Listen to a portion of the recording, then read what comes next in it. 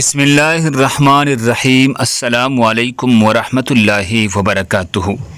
ناظرین گرامی، موذی مخلوقات کے شر سے پناہ کی دعا۔ شام کو 3 دفعہ یہ دعا پڑھے۔ اعوذ بکلمات اللہ التامات من شر ما خلق۔ اعوذ بکلمات اللہ التامات من شر ما خلق۔ میں اللہ تعالیٰ کے کامل کلمات کے ساتھ اس کی مخلوق کے شر سے پناہ میں آتا ہوں۔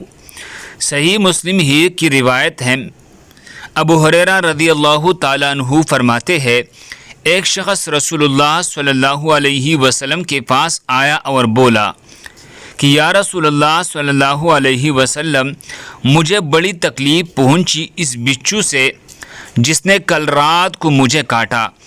آپ صلی اللہ علیہ وسلم نے فرمایا، اگر تو شام کو یہ کہہ لیتا تو تجھے ضرر نہ کرتا، نہ کاٹتا تو تکلیف نہ ہوتی۔ صحیح مسلم حدیث نمبر 2708۔